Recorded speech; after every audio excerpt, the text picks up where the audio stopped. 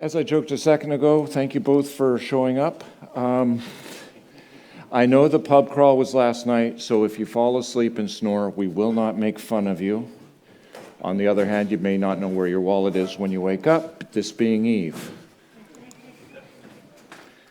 Give you a second to read that and try to figure out if you know what I'm going to talk about. You're wrong, because that would be you assuming that I actually know what I'm talking about, and that I'm actually going to hold a steady train of thought for the entire talk. No. Oh, Mom says hi. For those of you who don't get that reference, I did a talk in 2017 at Vegas and had a picture of my mom up on the screen. I told her I'm doing another talk, and she said send a hi to all the delegates. So Mom says hi. I will. Okay, starting with this. Greek tradition. This is a sphinx, or a sphinx, if you've never had an education. And people who actually mispronounce words, that's good. That just means you learned by reading rather than hearing. Head of a woman, haunches of a lion, wings of a bird. Mythicized for being treacherous, merciless, and would kill and eat anyone who could not answer a riddle. She'd make a good Eve player. That monument was made 4,500 years ago.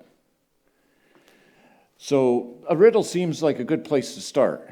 Seeing as I plan on confusing you for the entire talk, I might as well start with a riddle.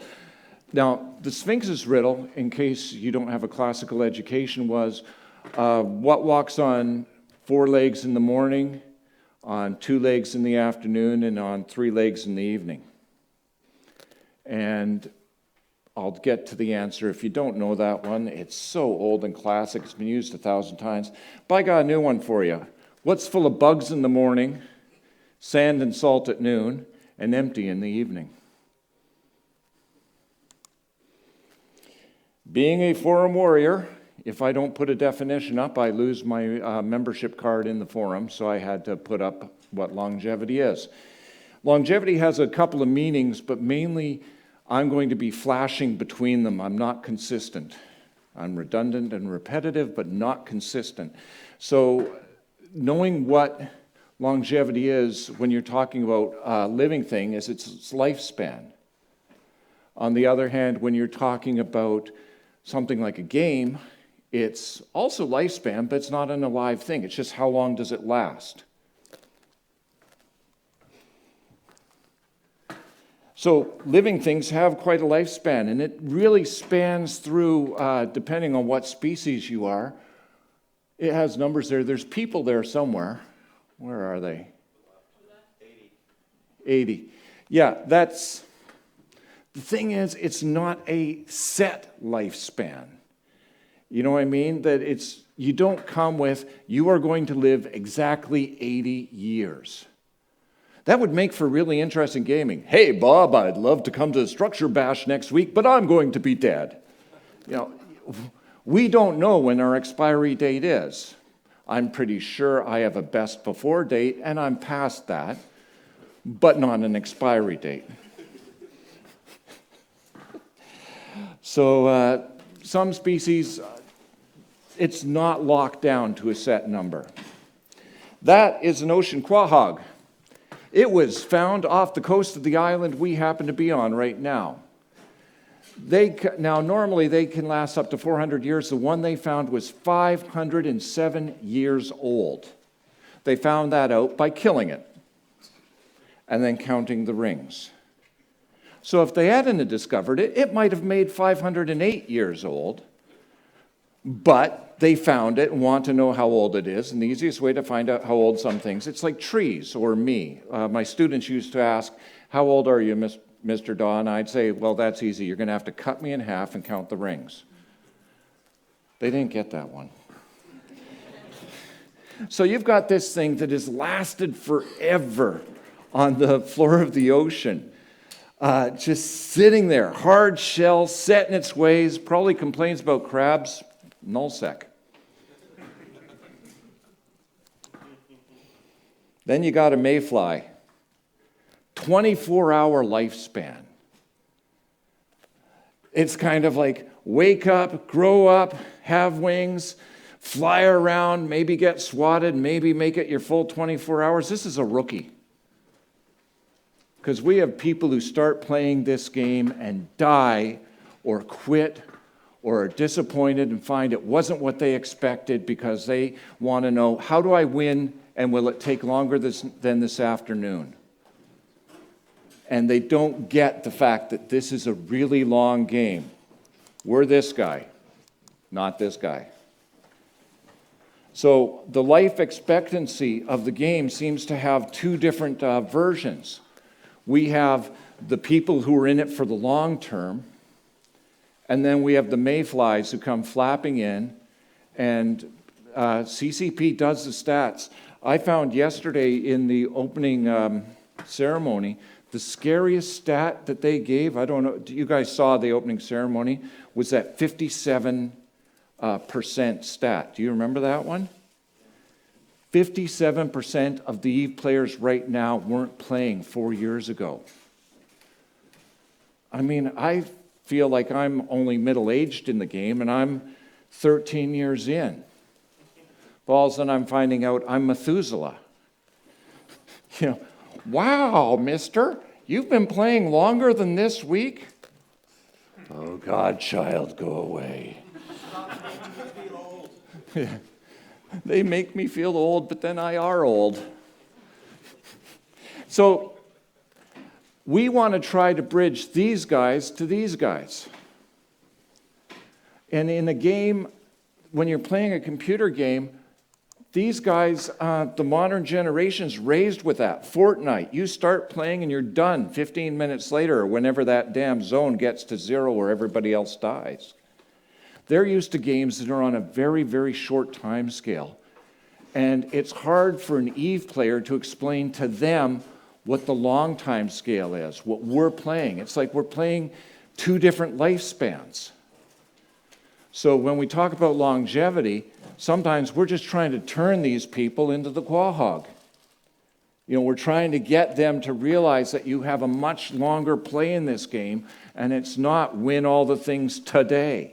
You won't. But Mike, you might say, if you knew who I was. Almost everybody introduces themselves at the middle. I usually like to get started and then do the introduction. So I should tell you who I am. I'm Mike Azariah. I drive Operation Magic School Bus. I'll explain that in a second. And I've served 5 terms on the CSM. Oh, don't get too close to the mic.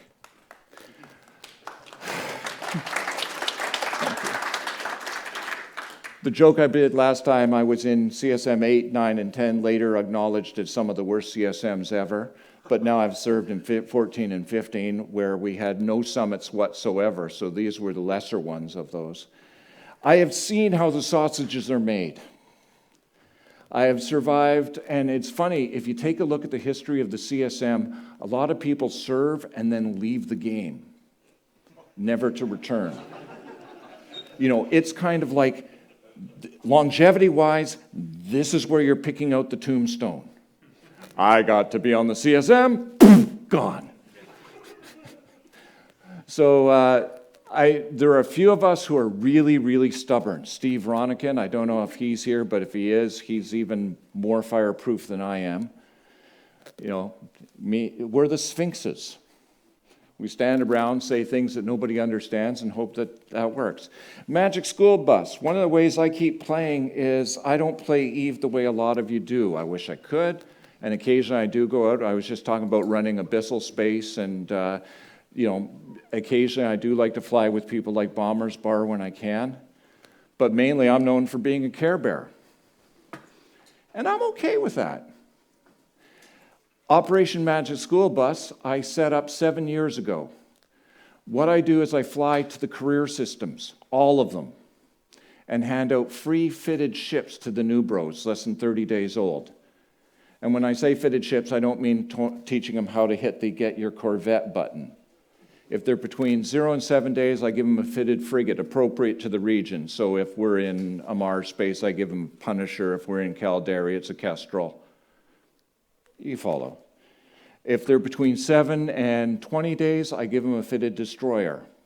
Same rules, appropriate to the area. And between 20 and 30 days, I give a fitted cruiser. All they have to do is speak up in local when the bus is in the system. And I will stay there for about 5 minutes, post in local, post in rookie help chat, see who speaks up. And it is amazing, the number of people. There can be 80 people in local, not a single person speaks up. Then you'll get one person at the 4-minute mark. What's the scam? I see you're a person of distinction who understands what Eve is. I would like to explain to you that I'm not a scam. The problem is, a scammer would say that. So I ask them, tell me, what words that I could use to convince you that I'm not a scam if a scammer can say the same damn thing? They go, don't know, must be a scam. Okay. Well, maybe if you dock up and I give you a ship and you try to figure out where I'm taking something from you, no, it's probably a trap. What kind of trap? You're going to shoot me. What's stopping me from shooting you right now? You're not docked, and I can find you. The only safe place in this system is where I am. Don't make me come and find you. So they eventually some dock, and I do that, and I've had a lot of feedback. The best thing I get is when somebody tells me, I got a ship from you 5 years ago, and I still have it. Yeah. It's me. You've got one? Or also I get people who bring their alts in, and they're trying to figure out what the scam is, so they'll pretend that they're newbies. I can tell half the time because the first thing they do is they get the ship and 15 seconds later, nice fit. A newbie would not say that, man. They'd go, wow, the guns are there, but they're not loaded. It's in the hold. You have ammo. I gave you ammo. I actually gave you faction ammo. Not a lot, but enough for them to get out. They need all the help they can get. Before they have their skills up, you're looking at a frigate that's doing 60 to 65 DPS. Great for a level 1, but anything else. So I give them faction ammo, a couple hundred rounds. It's not that big a thing. I also rig the ships to blow up.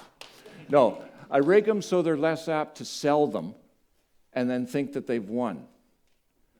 Because when they go to sell it, they have to strip it, and then it says, if you strip it, you'll be destroying valuable modules. Oh, I don't want to do that. I guess I'll just have to keep it. I give them the ship to show them, you should be talking to people. This is an MMO. There's lots of people in the game. Talk to them.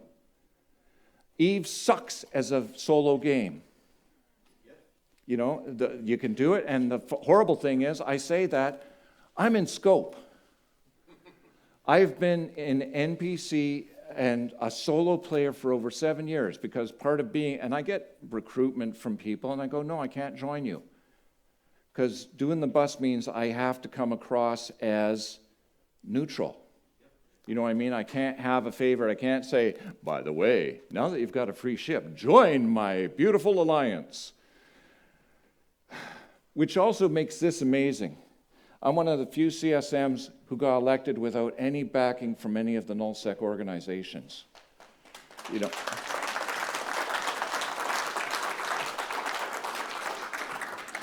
So that's who I is. I like this shot. That actually is the bus. The bus, in case you didn't know, is a bowhead because I have to be able to move the bloody ships to the various stops. Sometimes I fly something smaller, faster. I love the Leopard. It's expensive, and I'm always worried about losing it. But man, when I just want to stop at all the systems real fast and give something out, it's nice to be doing 20 AU a second, on the jump. So because I'm old, and because I'm talking a lifespan, that sort of thing, I have a hospital story for you. And it will connect in, but just put up with an old man telling you about his time in the hospital, okay? Humor the old man. So, a couple of years ago, in the middle of COVID, I got my second diagnosis of cancer, went through chemotherapy, came out the other side. Lovely having your immunosystem compromised completely during a pandemic, but that's not the hospital story. Afterwards, I start having blood clots because of the chemotherapy, but that's also not where this is going. What's going is I was really weak from the chemotherapy, so I started trying to do exercise, just doing walking, going out and mowing the lawn, that sort of thing. I found that when I did that, my left arm started aching. I thought, oh, another bloody blood clot. Oh, man. So I call my doctor. My doctor says, left arm? Yeah. He says, yeah, I'm going to make some calls, and I'm going to get you to see some specialist real fast. Real fast for him was within 3 days. I saw a cardiologist. Cardiologist booked me and put me on the treadmill. I started walking. I was told treadmill takes about half an hour, 2 minutes. You, off. Sit over there quietly. I thought it was going to take a half hour. Not for you. This was on a Monday. He said, I hope you don't have a lot of plans for this week. You're going to be busy. By Friday, I was in the hospital again to get my heart worked on. Turns out it wasn't blood clots. It was my heart was giving out. Expiry date. So the thing is with heart surgery is they put you in, but they don't tell you what time the surgery is going to be. So it's just check in the morning at 8 o'clock in the morning, no food, you've done all sorts of nasty things to your body the day before to be ready for surgery. You're starving, wait in this bed with the curtains drawn around you so you can take your mask off, and we'll come and get you. Fine. And I'm texting to my wife, and the phone battery is dying faster than I am. And so all of a sudden, I'm dozing in between this, just trying to kill time. Should I use that phrase? Anyways, I'm lying there, and all of a sudden, I hear, Mike, look at me, Mike. I'm going, there's nobody around me. And I hear the voice going, I think he's crashing. Get the cart. Have you called the doctor? Get him stat. Mike, can you hear us? Yes, I know you're in pain. Mike, stay with us.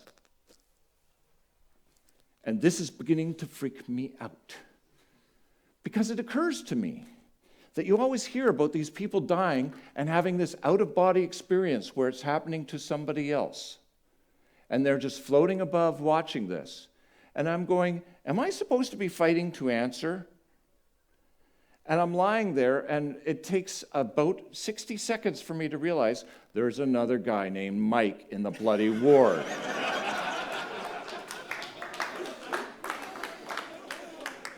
So you try to lie there, listening to them yelling your name over and over and talking about you dying. Not using the last name, just Mike. Mike is crashing. Mike is bleeding into his own heart. Mike is not doing well. Mike, stay with me, Mike. Oh, God.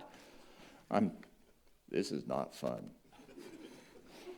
I text to my wife, and I said, it is time for me to go to my happy place. I can disassociate myself, which in retrospect is probably not the best thing to do when you're already worried about having an out-of-body experience. I'm now going to leave my body. Mike. But I kind of went, I'm just going to shut off all the external. I'm going to start ignoring people yelling Mike. And I'm just going to stay here. And I zone out. That's fine. A few minutes later or half an hour later, an hour later, I have no idea. Someone says, Mr. Daw, it's time to go. I'm looking for the light. No, it's just a little guy with a wheelchair going, it's my turn for the surgery. So off I went. I never found out what happened to Mike. But my real name is Mike, by the way. But the concept of you're dying but you don't know it is a really scary one. To a certain extent, we're all mortal. We are all dying. But in longevity terms, we don't have that expiry date. Are you guys old enough to worry about I could be dead and just haven't figured it out yet? But Mike, when do you get to Eve? I just did. Games, funny things. Games have lifespans. There's some that have lasted a long time. That chess set comes from the 12th century. It's in a museum in England. Chess has lasted a long time. You could probably go back 500 years or 400 years and play a game of chess with somebody and still agree on the rules. That game has lasted. You know, there's other games. I did research. I was going to go off on a weird tangent. I managed to hold myself back from that. But think about board games that you played when you were a kid that don't even exist anymore. I mean, yes, Hungry Hungry Hippo exists, and Monopoly, for some reason, still exists. But there are other board games that lasted, you know, for a very short period of time, and they're now collector's items if you actually have all the pieces. There's also games that you can play that lasted in a weird way only until you solved them. Like, how many of you have played tic-tac-toe recently? I mean, we know don't go, you know, where to start, where not to start, how to, and if you have two people who know how to play tic-tac-toe, this is just a way to scribble lines on a piece of paper. Nobody's going to win unless one of you is really, really drunk. So what makes a game last? What gives a game its lifespan, its longevity?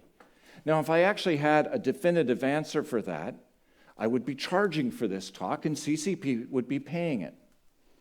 You know, so would a lot of other gaming companies. Because if you can actually boil down what makes a game last, what gives it lifespan, that would be phenomenal in the gaming industry. But I don't have a definitive answer. I don't have the right answer. What I have is a few ideas. So one of them is replayability. Like, if the game finishes or you play it, do you want to play it again? My daughter's notorious for that. We do a lot of board games at home over the pandemic. What else are you going to do? So there are games, we'd finish a 2-hour game. I want to play again. We actually had rules, so we played like Pandemic Legacy, just so you only play once or twice a month, but we played it for an entire year. Fun game. So, but when you're playing, or continuity of play, how many of you played a computer game and all of a sudden looked out the window and realized that the sun is coming up and the birds are singing? Civ. God. That one. One more turn. One more turn. One more. Tweet, tweet, tweet. Oh, shit. Challenge. Does the game engage you? Is it something that you actually feel like you're a part of, that you get caught up in? Do your choices matter? I mean, if you play a game like just Snakes and Ladders, you know, it's roll the dice, move the piece, but there's absolutely no control that you have on the game that is going to make a difference. It is just happening. You could write a computer program to play Monopoly. It wouldn't be that hard. You know, it's buy all the property and charge just what the best progress is. And after that, it's a pure luck game. You might as well just roll 2d6. I rolled an 8. You rolled a 12. You win. Okay. What are we going to play now? Because it comes down to pure luck. It's just stretching it out over way too much time so you can have a nice fight in your family. It's nice to know that choice you make makes a difference. In Eve, the choices that we make do make a difference, unless you're talking about fighting off the Triglavians. I was not happy with that, okay? Just letting you know, putting it out there, that I don't like if they tell me this is an event and it's going to happen. And that wasn't the first time. The first time was when they brought out Dust 514.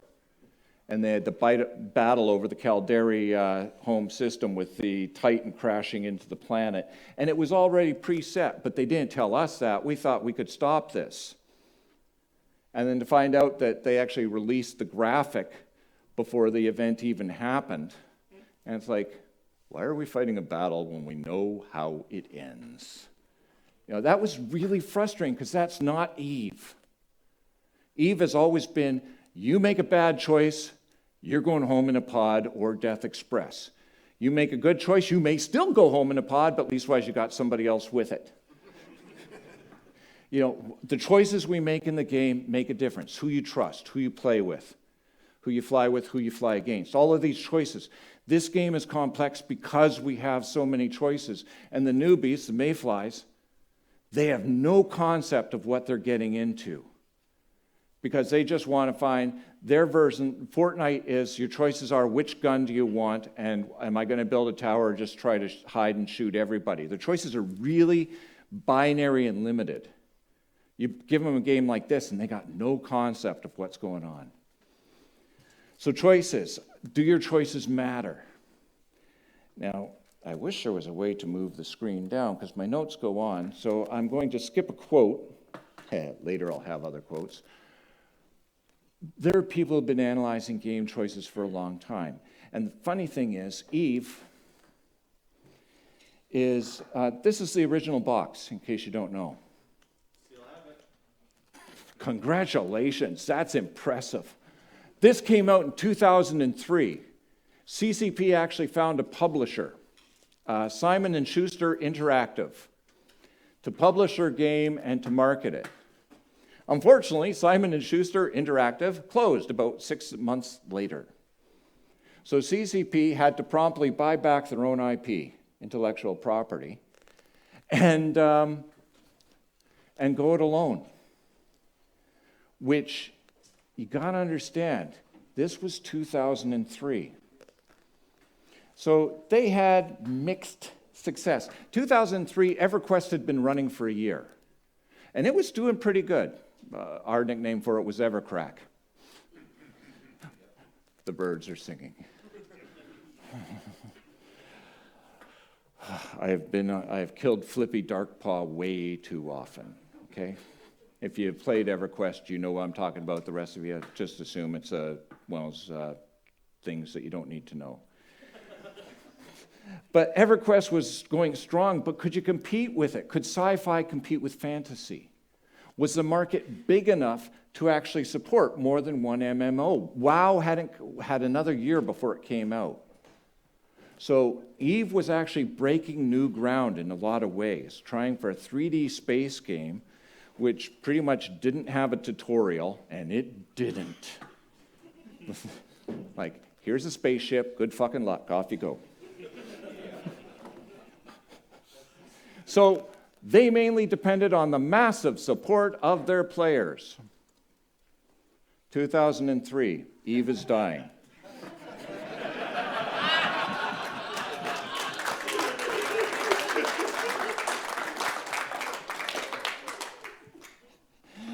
This was the first person to say it. I actually did a search on this. June of 2003. Remember, the game started May, what was yesterday? The 6th? May 6th of 2003. In June, it was declared to be dying. Wow. I really want to know where that player went. I wish I knew. I did a check on Eve Kill and that sort of thing. No activity. But, you know, I want to know how long they played after they declared the game was dead. Did they play with the corpse? Eve didn't die that year, or the year after, or quite a few years after. I'm standing here, you're sitting here, celebrating the fact that we're not dead yet. Eve. Mike. Just in case you don't get the reference. But I do want to know, did that person find a game? Are they playing something else? Are they having fun? Or were they just one of those people who likes to hate everything and have been since drifting from game to game, hating each one, declaring it dead, and going on to the next one? Sounds like a mayfly. Yeah, and that would be the mayfly rather than the quahog. It's what did they find? Or were they just, there are some people, if you tried to introduce Eve to some people and it doesn't take at all, like they find it boring. Like, I do not find this game boring, but there are tons of people who go, this is a boring game. And if they saw yesterday's keynote, we're now totally associated with Microsoft Excel. I'm going,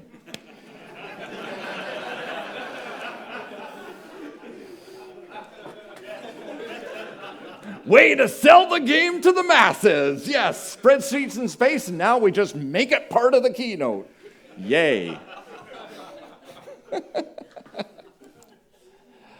We've gone through some times. I put that together a little while ago. Eve has had its ups and downs. It's had some fantastic days, and some days we wish just didn't happen, or decisions that didn't happen. Massive crashes, huge wars, good decisions, bad ones. Over 19 years, you kind of expect that to happen. Trial and error means sometimes there's got to be error. There are people who can probably look at this graph and say exactly what happened on that peak or on that valley. They can say, right there, that was blackout. Right there, that was M2. Right there, that was This Is Eve video. Man, did that cause an influx of players. I don't remember what happened when we set the massive, most people logged on, the 65K or whatever. I don't remember why we all logged on that day. I just know we did. I'm not one, my memory is more mayfly than quahog. But I'm really impressed with the people who can look at this graph and say, I know that, I remember that, I was there, or I was there. Or if you just started, you're somewhere over here, that's okay. But there are people who look at this graph and say, there was the peak, and ever since we've been going down, Eve is dying. I wonder if they were surprised by the second peak of COVID. Too soon? You know, because I've seen graphs recently over the last couple of years go up, go down, yay, it's over. Nope. Yay, it's over. Uh-huh. Yay, I'm just getting tired of this. So, Eve has a weird tradition. If you actually work for the company for 10 years, they get a sword custom made for you. That's all the employees that have stayed with the game company for 10 years. If you stay 20, you have an option of getting a two-hander. Hilmar got one a little while, about 5 years ago, thereabouts. He said option in that the company said, you've been with us 20 years, we'll get you a gift. What would you like? One of the other guys asked for a shotgun, and one said, I'll take a trip to Italy. He went with the sword. Funny thing, in Iceland, you can't own a sword. Too much Viking shit going on, I suppose, but they don't trust you. So to actually have the swords at their office, they had to, the only way you can own a sword is if you're a museum. So it's out and under plexiglass so that they can say it's an exhibit, and they have qualified their office, their front office, is a museum of swords of the employees of the office. But you can't take it home, because if you were walking down the street, they would come and arrest you for carrying an illegal blade. And they would especially go after Hilmar with that big bastard. Well, actually, it's a two-handed, not a bastard sword. Sorry, D&D. But the thing is about that wall is that says that the lifespan is still there and that they're lasting. Game companies are notorious for headhunting and flipping companies at the drop of a hat. You know, you get hired by one, 2 years later you're working for that company, 3 years later you're working for that company. Devs flit and move around. And yet they have a wall of swords of people who've stayed with this game company for 10 years. That's kind of cool. It also means, but, again, with the 57% that I told you about before, they also said 60% or 63, I can't remember that number positively, percent of the employees are new enough that they weren't here for the last Fanfest. There's a lot of devs who are new to the system. And that's partially got to do with flipping, but a lot with just they've been doing a lot of hiring lately. Which, if Eve is dying, that's a really dumb way to go, is, we're dying, let's get more employees. I like this graph. It's got way too much information on it. It breaks all the rules of slides. You're not supposed to do this many words on a slide, but I don't care. We play a game, science fiction, but please do not ask me if this game has any physics in it, because it doesn't. We're basically flying submarines in space, not spaceships. There's no momentum, no orbital mechanics. Gravity is just a suggestion, and More than one of you have flown through the sun without getting warm. But the backdrop is there. We've got astronomy, we've got geoscience, we've got PI, mining the planets. So we're playing that made with this, computer sciences. I mean, the graphics of this game are gorgeous. And they're all zeros and ones. Like, do you think that through, that what you're looking at is a series of binary code in motion, in action? Everything is zeros and ones when you get down to the bottom of it. And they managed to make something that's engaged me for 13 years and you for however long. And they study it with the social sciences. Now, that's funny. There are universities who have sent people to do their PhDs on Eve and Eve players. Economists study our economy as a runaway economy with no normal checks and balances. There's no FCC to make sure that you're doing the trades legally. Matter of fact, the only people who really get watched to make sure that they're not doing real scams and cheating are the CSM. They watch me.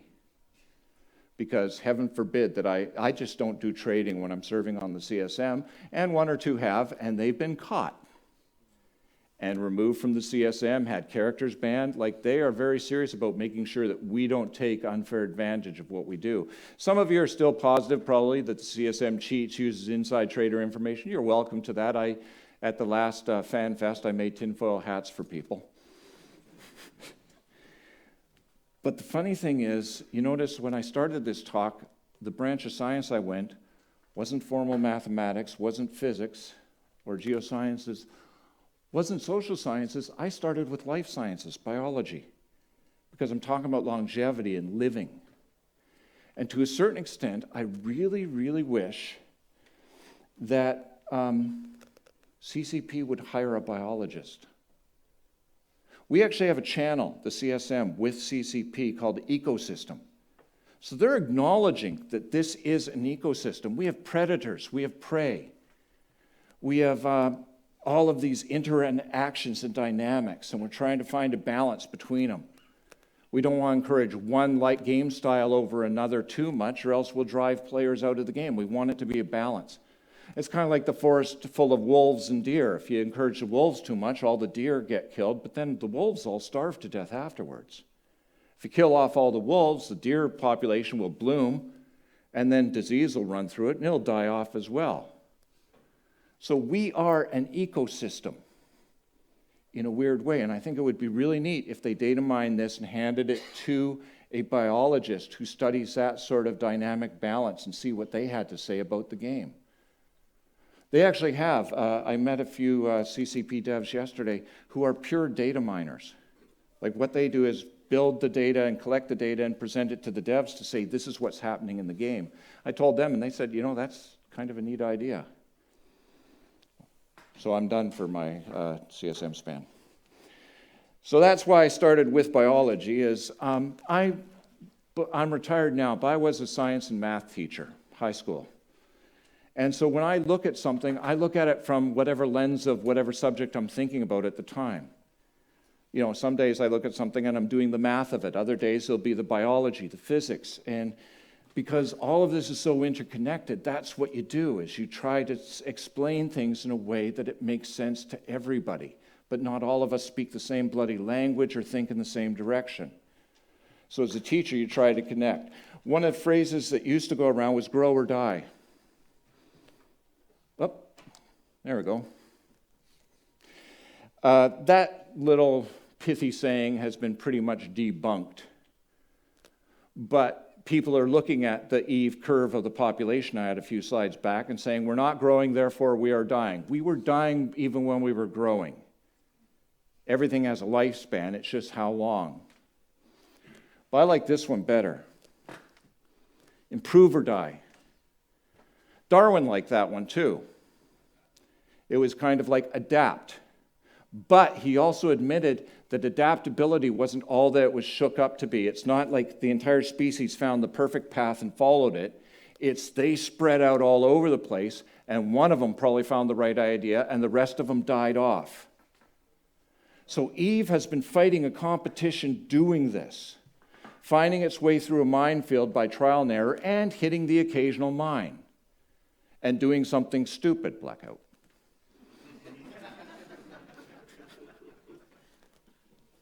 Sorry.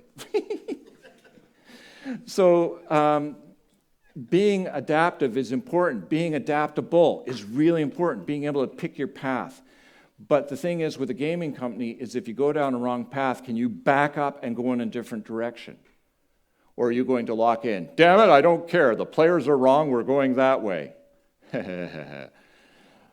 Please no. I'm sure some of you can think of occasional times when Eve has made a mistake. I'm sure some of you can think of times when you've made mistakes, but you're still here. I'm sure you've lost a ship or two that you really wish you didn't take that ship out that day, or that you checked your implants before you undocked. Been there, done that. Or, for the older ones, remember to update your clone.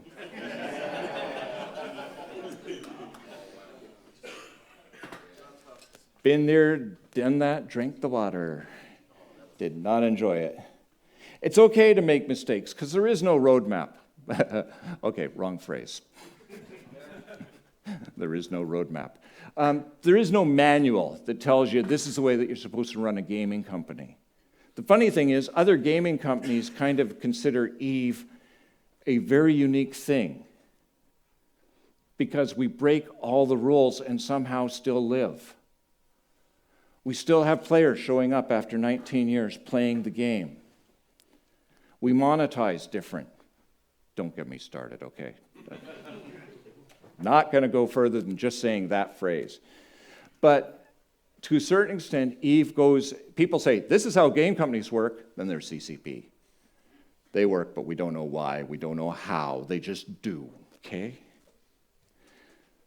I think one of the key features that Eve has, that other game companies have, but they have in a different way, is you guys. A loyal fan base, and man, some of us are fanatically loyal. I mean, how many of you brought swag for other people? You know, out of your own pocket, made things, coasters, pins. How many of you have a ton of pins on your lanyard already from meeting those people who did do the stuff? There are people who have had specialty shirts made, flags made. You know, we are a bunch of fanatics. Probably scary to the normal gaming companies. No, okay, but they get their fanatics too. But the thing that gets me is Eve is way bigger than a game. And one of the other things I was talking about is when you stop playing the game, remember I was saying the things that make a game last? Is when you stop playing, do you still play it in your head? Are you thinking about it in your off time? You're not at the computer, but you're going, you know, I think I got a good fit. Or I know how we can catch that damn spy. Or, haha, they'll never see this coming. They did. That shot's from me, Vegas. But the thing is, you guys are what make the game last, and probably the game companies would love to have you become fanatics for their game, but no, you can't have them. Almost done. What am I doing for time? 39. What's that? 10:39. Oh, excellent. I'm almost right on path. So here we are. One last thought on longevity, then I'll let you go or ask questions or whatever. I will accept drinks, except Brenovan's meh for me. There's a group called The Long Now. They want to make a clock that will run for the next 10,000 years. Seriously, I think they're insane. But they actually are trying to figure out the engineering and the best place on the planet to make a mechanical device that will run for 10,000 years and keep accurate time. And they're going to have a group of people who wind the clock or, keep the power running to it because it doesn't run off the grid. It's got to run off a mechanical process. Me, because I taught physics and a bunch of other things, I can't think of any mechanical device that stands a chance of lasting, metal lasting 10,000 years. There's corrosion, there's all sorts of things. I think it's a fantastic idea. It's somebody who's willing to dream really big. But they're going for a static form of longevity. 10,000 years, that's a big thing. There's a poem. I'm only going to quote, I put all of it up, mainly because they gave me that backdrop. Now, if you read through, I'll get to the line that sticks with me. Look on my works, ye mighty, in despair.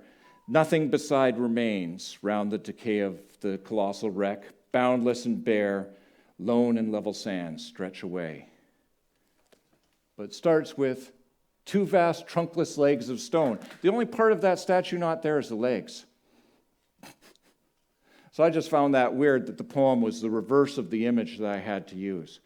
But it's the idea of building something that will last forever and brag that it's there. I left my footprints on the sands of time. But the problem is the sands of time are right next to the ocean of time, and the ocean is going to wash that sand and erase you. You get your longevity for a period of time. You may last a time after in the memory of family and that sort of thing, but 10,000 years from now, nobody is going to remember you, me, the game, maybe. This is the other type of, oops, I'm going to trip on that one of these times. This is the other type of longevity. This is Athens, just in case you don't recognize the architecture. Is one of the oldest continuous cities on the planet. Not the old, it's just one of them, because there's arguments about when they started. Athens has been there, according to recorded history, for 3,400 years. But archaeologists are pretty sure that human presence has been there from the 11th to 7th century BC. So that puts it more like 13,000 years there's been people living there. But unlike the Long-Now's clock, they didn't build the city, say, this is exactly how it's going to stay forever. It has had its ups and downs, its disasters. It's been bombed, it's been burned, it has grown. It's had technology change under it, over it, all the way around it. It got plumbing. But it's still there. So to a certain extent, it has a permanence. It has longevity as a city because it didn't try to be a static longevity. It went with a dynamic balance. And Eve is doing the same thing. Eve doesn't try to be the same game it was 19 years ago. We probably wouldn't play that. Well, no, I take that back. Some of you would. But the game has grown, changed. It's always growing and changing. They've got new things coming that you guys, that I know about, that you don't.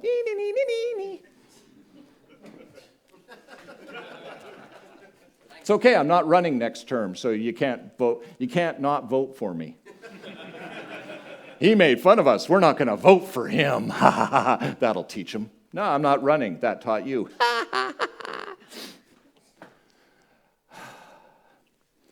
Dynamic balance. We've grown, we've changed. But the thing is, the foundations, just like the Parthenon's there, there's still legacy code. There's still bits and pieces of the old Eve hiding there, scaring the devs in the dark of night. They will not touch pauses. Pause code is dead. They will not touch the billboards. They tried that once. It shut down all the gates.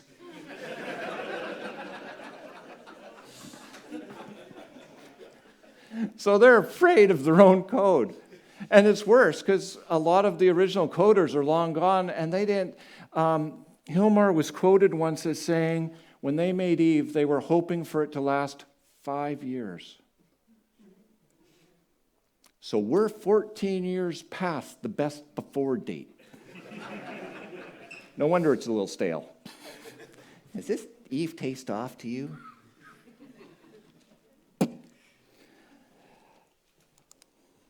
Back to the Sphinx. So what's full of bugs in the morning, sand and salt at noon, and empty in the evening? A video game. Just in case you didn't get that. As far as I'm concerned, when I play, I still see a lot of salt. The game is still there. I think we're still in our afternoon. Occasionally, some of you can convince me it might be getting close to late afternoon, if you're looking at the graph. But seeing as I did one poem, you didn't expect this to be a poetry reading, did you? Ha! I didn't mention that in the outline. Quote, and most of you will know this quote from a movie I enjoyed, but do not go gentle into the good night. Old age should burn and rave at the close of day. Rage, rage against the dying of the light. Though wise men at their end know dark is right, because their words have worked no lightning, they do not go gently into that good night. Dylan Thomas. Eve may go down eventually, but I think it's going to go down with us kicking and screaming. There are some people who, the running joke is, I want to be there when they turn the lights out. Some of us have that loyalty that the only way I won't be here when they turn the lights out is probably my lights will get turned out first. Here's a weird one for you, for the older people in the game. I actually have arranged with CCP for the bus assets to be passed back into the game as opposed to lost if I pass away. I've got my daughter has the communication to, I've made a game will because the game assets are important to me. They're not a real thing, they're pixels. And we sign a EULA that says they're not even your pixels. Technically you don't own anything in Eve. You got a nice badge. This is real and it's mine. But you don't own any of the pixels. But I actually want to make sure that the material goes back. Any Plex that I have at the time, I want donated to the next Plex for good. If there's another charity organization running at that time, I want the ISK passed there, or just buy Plex on that day and donate that to Plex for good. I have written an Eve will. Sorry, didn't mean to depress you. I like that image. Can you figure out where you are and where CCP is?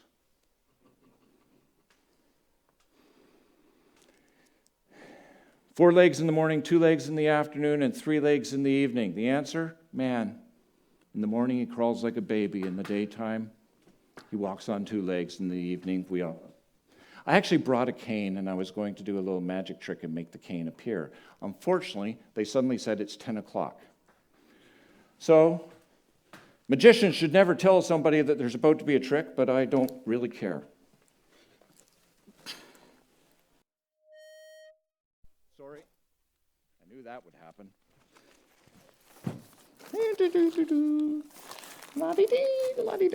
That is the end of the talk, except for the stupid magic trick. I was happy with this. I really wanted to do this. So I'm going to do it whether it looks good or not. So I am in my twilight. I have my cane. Are there any questions? Any comments? If you want to ask stuff about the CSM, we don't have a CSM roundtable this Fanfest. So if you want to ask some CSM questions, you're welcome. You might assume I pay attention. But that's it.